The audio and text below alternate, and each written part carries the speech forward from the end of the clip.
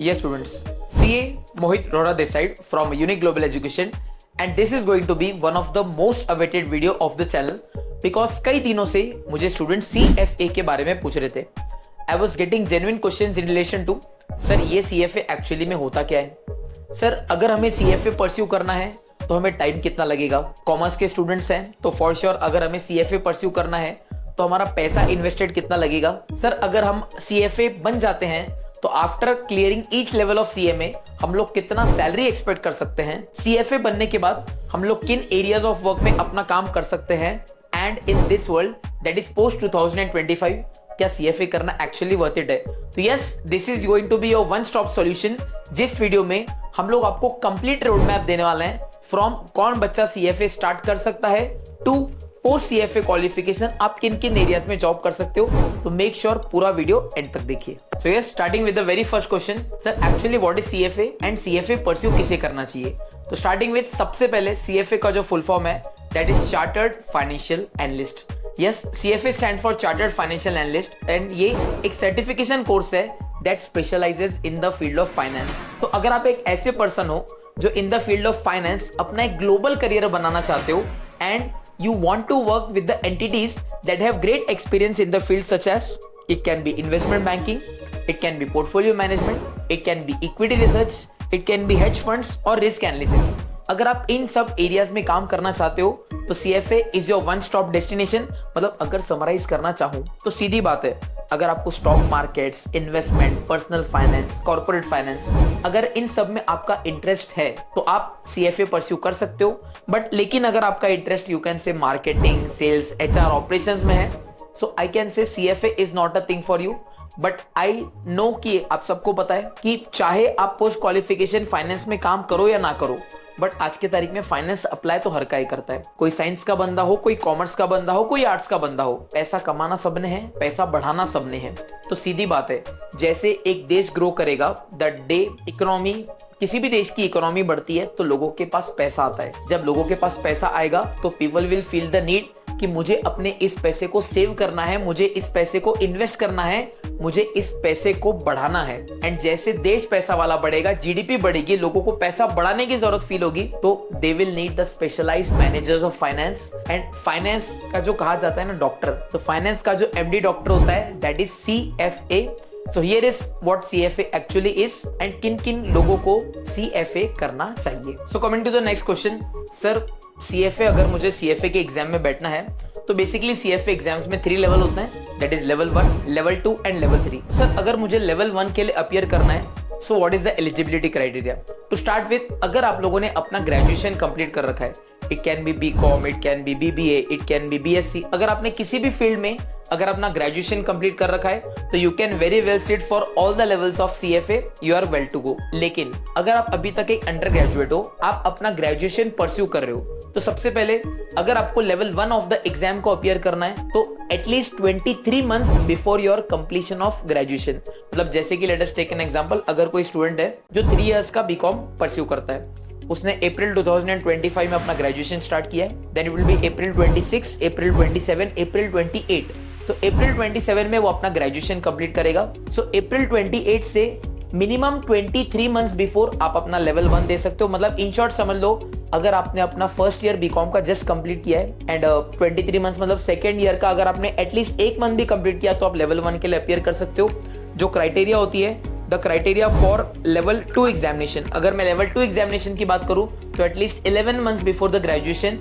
And if you want to sit for level 3 exams, तो या तो आप जो भी रिस्पेक्टिव ग्रेजुएशन का डिग्री कर रहे हो या तो आपको वो कंप्लीट होना चाहिए, या there is also another route possible जिसमें अगर आपने एटलीस्ट 4000 आवर्स का प्रैक्टिकल ट्रेनिंग किया है, so then you can appear for level 3 exams. But genuinely my suggestion is कि अगर आपका ग्रेजुएशन कंप्लीट हो चुका है तो इट्स सिंपल.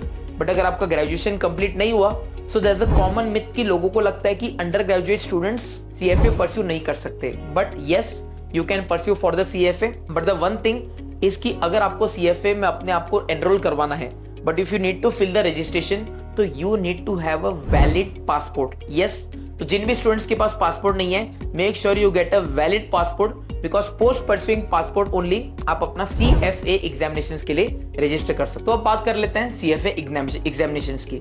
जैसे कि मैंने आप लोगों को बोला कि the CFA examination is bifurcated into 3 levels, first being the level 1, second being the level 2 and the third being level 3। तो अक्रॉस ऑल द 3 लेवल्स अगर मैं सिलेबस की बात करूं, so the syllabus comprises of the 10 specialised topics of finance. यही 10 topics आपको across 3 levels पढ़ने होते हैं। सर फॉर श्योर जो एग्जामिनेशन का टाइप होता है वो चेंज होता है, that I will say you further, and जो कंसेप्ट्स का लेवल होता है वो for sure with every increasing level बढ़ता जाता है। So the 10 topics are first being quantitative methods जिसको हम लोग क्वांट्स कहते हैं, second being economics, the third is FSA that is financial statement analysis, fourth being corporate issuers, fifth being equity, then the very next topic fixed income जिससे हम लोग bond valuation के नाम से जानते हैं, then there comes derivatives, then the another topic is alternative investments, then come the portfolio management and lastly comes ethics। तो ये broadly 10 topics है जो आपको across all the 3 levels of CFA पढ़नी है, and we can say these are the topics जिन्हें पढ़ने के बाद आप फाइनेंस में मास्टरी अचीव कर लोगे। yes, to start with सबसे पहले अगर लेवल 1 की बात करें तो लेवल 1 में आपको ये सारे 10 टॉपिक्स जो मैंने बताए जस्ट अभी वो पढ़ने होते हैं। लेवल 1 की जो एग्जाम होती है ये every year 4 times it is conducted। yes, it is conducted in the month of Feb, then it's conducted in the month of May, once it's conducted in the month of August and once it's conducted in the month of November।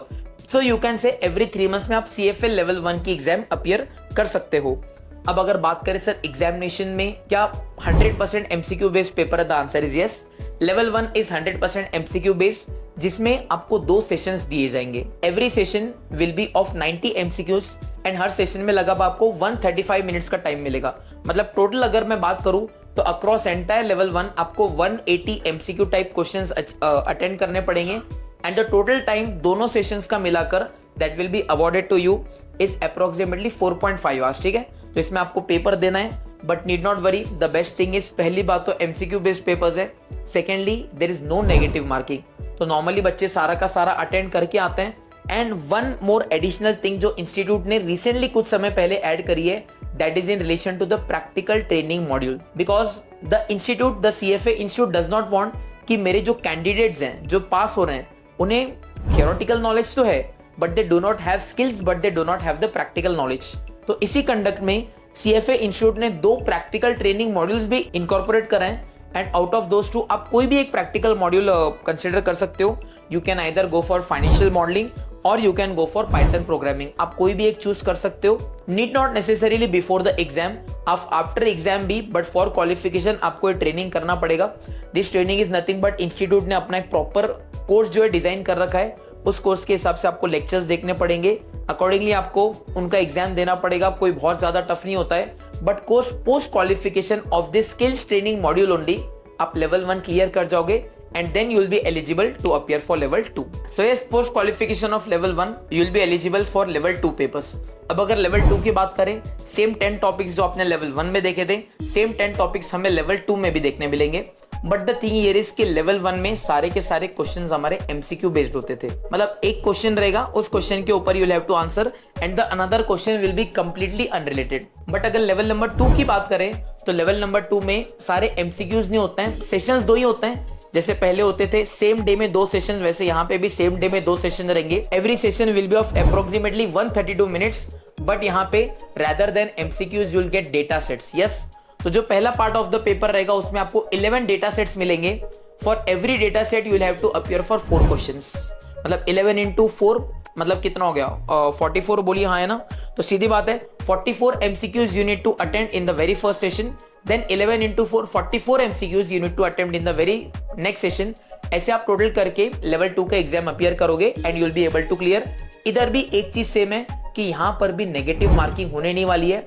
Data sets के base पर MCQ questions ही आएंगे but उसमें भी negative marking होने नहीं वाली है, तो सारे क्वेश्चंस अपीयर करने होते हैं। ठीक है, okay. So yes, now talking about the third level and we can say one of the most complex level, that is level 3 examination. तो लेवल 1 एंड 2 में तो हम लोगों के जो क्वेश्चंस थे that were basically MCQ based, लेकिन जो लेवल नंबर 3 होता है, लेवल नंबर 3 में you will get a mix. The mix means सबसे पहले आपको 11 ऐसे सेट्स आएंगे जिसमें बाकायदा आपको टाइप करना पड़ेगा and you will also get 11 item sets जिसमें आपको MCQs होंगे। Means you can say level 3 is a mix of practical जिसमें आपको टाइप भी करना पड़ेगा as well as MCQ based questions. Normally exams में ऐसा देखा जाता है कि जो कैंडिडेट्स होते हैं वो जो टाइपिंग वाला पार्ट है उसमें थोड़ा सा अंडर परफॉर्म कर पाते हैं, बट एमसीक्यूज में they are well, but need not worry, weightage ऐसा नहीं होता है कम ज्यादा होता है, इंस्टीट्यूट अपने हिसाब से वेटेजेस डिसाइड करता है। एंड बिलीव मी, मैंने काफी कैंडिडेट्स ऐसे देखे हैं जो हमारा आइटम सेट्स वाला पार्ट है एमसीक्यू वाला, they do well in that, और फॉर श्योर प्रिपरेशन तो करना ही है, बट अगर थोड़ा 19-20 प्रिपरेशन भी रहा तो ऐसे टाइप क्वेश्चंस आप क्लियर कर सकते हो। And the new thing that the institute has decided recently आया इज कि आप किसी भी रिस्पेक्टिव टॉपिक में स्पेशलाइजेशन कर सकते हो। सेम चीज हमारे सीएफए में भी होती है कि एक सब्जेक्ट उन्होंने ऑप्शनल डाला है एंड कोई एक सब्जेक्ट जिसके टुवर्ड्स आपको इंक्लिनेशन है, आपको लगता है कि मुझे इसमें स्पेशलाइजेशन चाहिए, आप उसे कर सकते हो। So the same thing applies here, you can choose for any one of the specialised pathways. The 3 pathways are, आप या तो पोर्टफोलियो मैनेजमेंट, या तो प्राइवेट वेल्थ, या तो private markets. In any of the 3 topics you can select your area of specialisation, जहां आप specialisation करना चाहते हो। These were the basic information of all the 3 levels. बाकी सारी की सारी डिटेल्स आप हमारे unique global education as well as institute की जो वेबसाइट है वहां पे जाके देख सकते हो। After clearing all the 3 levels, you will be qualified as a CFA charter holder. अब बात करते हैं sir timeline of the course की। अगर मैं एक स्टूडेंट हूं, अगर मैं CFA क्वालिफाई करना चाहता हूं, if I clear all the exams in the very first attempt, तो एटलीस्ट मुझे कितना टाइम लगेगा? देखिए, आई वुड से प्रिपरेशन के पॉइंट ऑफ व्यू से आगे जाकर हम लोग डिस्कस करेंगे कि जो कि फीस इन्वॉल्व होती है, जो कि fees involve is substantially higher, तो आपको घाई गड़बड़ नहीं करना चाहिए। आई कैन से 6 मंथ्स का आप लेवल 1 में डिसेंट प्रिपरेशन करोगे, फुल टाइम प्रिपरेशन करोगे तो you will be able to clear. मतलब आज अगर हम लोग मान लीजिए in the month of Feb 2025 खड़े हैं, तो आई सजेस्ट यू कि बाय नवंबर 2025 आप अपना लेवल 1 का एग्जामिनेशन दे सकते हो। नवंबर 25 में आपने अपना लेवल 1 का एग्जामिनेशन दिया, then in the month of August या तो नवंबर 2026 आप अपना लेवल 2 का एग्जाम दे पाओगे। It's my genuine suggestion to keep a gap of at least 1 year. तो बाय नवंबर 26 आप अपना लेवल 2 क्लियर कर सकते हो। And if you have studied well, so by November 2027, that is in approximately 3 years from now, you can estimate, और आप 3 साल में easily CFA charter holder qualify हो सकते हो। तो अभी बात करते हैं सर CFA के बारे में। एक चीज सुनिए कि पैसा बहुत लगता है, फॉर श्योर पैसा लगेगा, बट मैं तो एक चीज बोलता हूँ कि CFA में आप जितना भी पेमेंट करोगे ना, that is not going to be your खर्चा, लेकिन that is going to be your investment. Sir हम उसको इन्वेस्टमेंट क्यों बोलते हैं? बिकॉज इन्वेस्टमेंट क्या होता है? जिससे मैं आगे जाकर कुछ कमाने वाला हूँ। खर्चा इज मैंने पैसा पे कर दिया, मुझे आज उसका बेनिफिट मिल रहा है, फ्यूचर में मिलेगा नहीं मिलेगा पता नहीं है। बट इन्वेस्टमेंट क्या होता है? जिसको मैं पैसा आज लगा रहा हूँ, जो मुझे फ्यूचर में सब्सटेंशियली रिटर्न्स देगा। 3 से 4 लाख रुपए जो बोला जाता है, दैट्स करेक्ट, मैं आपको एग्जैक्ट ब्रेकअप बताऊंगा, बट आई कैन से यू फॉर श्योर कि अगर आप सारे 3 लेवल CFA के क्वालिफाई करते हो, so post qualification in the very next 6 months भी मैंने ज्यादा ही बोल दिया, I have seen people recover their entire amount in the 2 to 3 months, but we can say by max post 6 months of your qualification आपने जितना भी पैसा इन्वेस्ट किया है ना, आप सबको रिकवर कर लोगे। And then throughout the life आप जितना भी कमाओगे, दैट्स योर पॉजिटिव एनपीवी। पढ़ते हैं ना हम लोग, so throughout the life आप जितना भी कमाओगे, that is going to be your positive NPV. And I can say in the field of finance CFA is the most positive NPV career. तो यस, अगर हम लोग बात करते हैं फीस की, तो सबसे पहले जो इंस्टीट्यूट है, that is a US based institute. तो जो आपको फीस पे करनी होती है, that is denominated in dollars. Obviously अगर आप इंडिया में आपके पास इंटरनेशनल क्रेडिट कार्ड्स हैं, तो आप उनके थ्रू पेमेंट कर सकते हो। And we have made a specific video on how to register and how to pay for CFA level 1। I hope आप उस वीडियो को देख कर आओगे। तो सर अगर खर्चे की बात करें, सबसे पहले अगर मैं लेवल 1 की बात करूं, to get yourself enrolled as a student आपको $350 का फीस पे करना पड़ता है। देन जब आप एग्जाम के लिए रजिस्टर करते हो, तो एग्जाम के लिए रजिस्ट्रेशन की 2 विंडोज होती है। There is a certain date, जिससे पहले अगर आप रजिस्टर करते हो, so you will be eligible for early bird registration and the another is normal exam registration. Sir difference क्या होता है? अगर आप अर्ली बर्ड रजिस्ट्रेशन करते हो, तो आप अपने एग्जामिनेशन फीस में सब्सटेंशियल अमाउंट बचा सकते हो as compare to the normal fees. जैसे अगर मैं लेवल 1 की बात करूं, सो लेवल 1 के लिए जो अर्ली बर्ड फीस होती है, it's $990, but for regular registration it's $1290, $300 से फीस आपकी बढ़ जाती है। The same applies for level 2, early bird registration fees is $990, regular registration fees is $1290। And अगर मैं लेवल 3 एग्जामिनेशंस की बात करूं, तो लेवल 3 एग्जामिनेशंस में the registration fees is $1090, the regular fees is $1390, मतलब अप्रोक्सीमेटली $300 पर लेवल आपको एक्स्ट्रा फीस पे करनी पड़ती है अगर आप रेगुलर रजिस्ट्रेशन करते हो। बट ऑन एन एवरेज $300 पर लेवल मतलब अप्रोक्सीमेटली $900 आप सेव कर सकते हो अगर आप अर्ली रजिस्ट्रेशन कर लेते हो फॉर योर एग्जाम्स। तो अप्रोक्सीमेटली सर ये जो डॉलर्स में फीस होती है, अगर मैं सारी अर्ली बर्ड रजिस्ट्रेशन भी मान लूँ तो इट्स अप्रोक्सीमेटली वी कैन से $2,500 to $2,600। अब ये इसमें टैक्सेस भी ऐड होते हैं, it is subject to 18% taxes. तो इसमें जीएसटी ऐड करने के बाद as well as exchange charges add करने के बाद we can for sure say कि approximately 3.5 to 4 lakhs is the amount जो आप पे करते हो। And this is not the amount जो आप इंस्टीट्यूट को पे करते हो। जैसे कि let us take an example कि आपने जो सीएफए का रजिस्ट्रेशन करवाया, आपको प्रिपरेशन के लिए फॉर श्योर कोचिंग लेनी पड़ेगी, तो जो भी कोचिंग के लिए आप फीस पे करते हो इट इज डिफरेंट। एंड ये जो मैंने आपको 3.5 to 4 lakhs का एस्टिमेट दिया है, it is the estimate of the fees जो आप डायरेक्टली सीएफए इंस्टीट्यूट को पे करोगे। And for sure this is the minimum amount, because अगर आप कोई भी लेवल पे क्लियर नहीं करते हो so you will be eligible to pay the fees once more. And for sure आपका जो खर्चा है उस हिसाब से बढ़ता जाएगा। बट बिलीव मी, अगर आप अच्छे से तैयारी करोगे, अगर आप डिसेंट लेवल ऑफ प्रिपरेशन करोगे, so clearing the CFA all the 3 levels in the very first attempt is not great thing.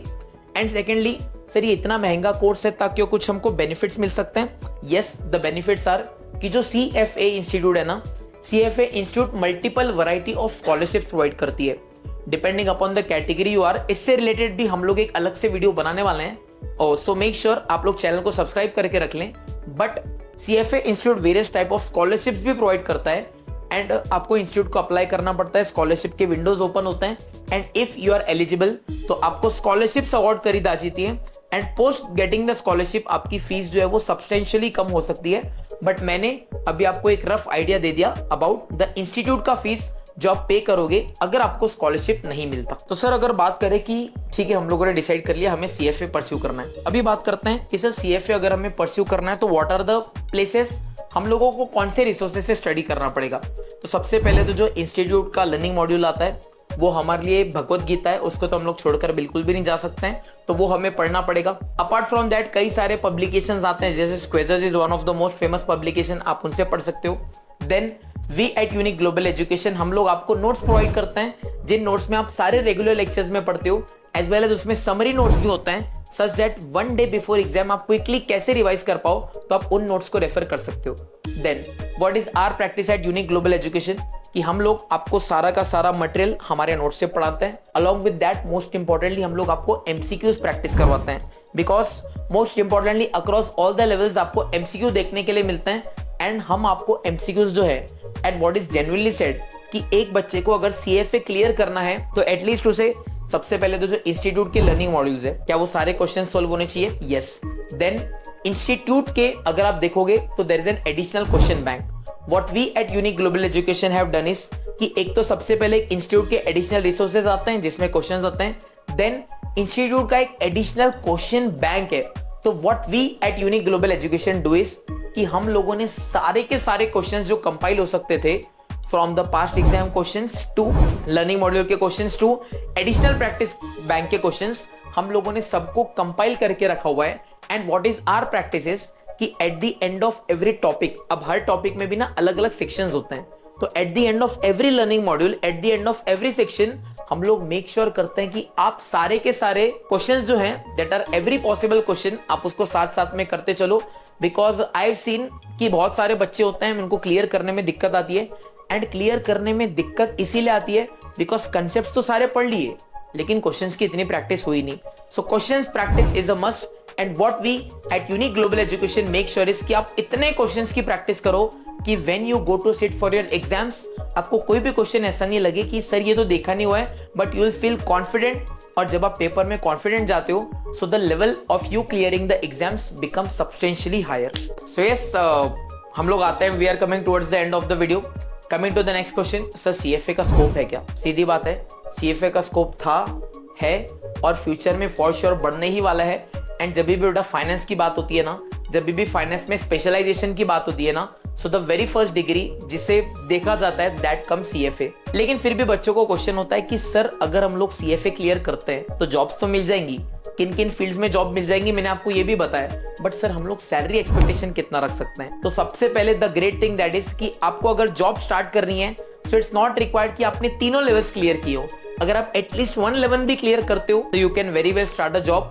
You can start a decent job that will range from minimum 5 to 6 lakhs. अगर आप level 1 भी clear करते हो, provided आप किस area में काम कर रहे हो, आपका एक्सपर्टीज क्या है. लेकिन अगर आप तीनों लेवल्स क्लियर करते हो, सो वी कैन से कि मिनिमम पैकेज जो आप एक्सपेक्ट कर सकते हो that is 15 lakhs. And depends आप कौन से एरिया में काम कर रहे हो, डिपेंड्स आप कौन से कंपनी में काम कर रहे हो, डिपेंड्स आप कौन से जोग्राफिकल एरिया में काम करते हो. और अगर आप इंडिया से बाहर काम कर रहे हो तो ये जो सैलरी एक्सपेक्टेशंस है कंपैरेटिवली हायर हो सकती हैं. So yes, this was all about CFA. अगर इसके अलावा आपको CFA से रिलेटेड कुछ भी इंफॉर्मेशन चाहिए तो मेक श्योर आप इस वीडियो पे कमेंट कर दें. अगर आपको ये वीडियो इंसाइटफुल लगता है तो देन ऑल्सो मेक श्योर आप इस वीडियो पे कमेंट कर लें. एंड और कौन से टॉपिक्स है जिन पे आपको लग रहा है यूनिट स्पेसिफिक वीडियोस, जैसे कि मैंने आपको बोला रजिस्ट्रेशन का एक वीडियो ऑलरेडी अपलोडेड है, स्कॉलरशिप का एंटायर प्रोसीजर क्या होता है उसका भी वीडियो जल्द ही जल्द चैनल पे आने वाला है. तो मेक श्योर आप चैनल को सब्सक्राइब करके रखिए, because this is your one stop destination जहाँ पे सारे इंसाइटफुल वीडियोस आते हैं. एंड इसी चैनल पे बेटा जो रिवीजन लेक्चर्स होते हैं for examination along with notes वो सारे प्रोवाइड किए जाते हैं. So we can say Unique Global Education is your one-stop solution if you are thinking about CFA. So yes, this is it from my side. Thank you very much. Love you all. Bye-bye.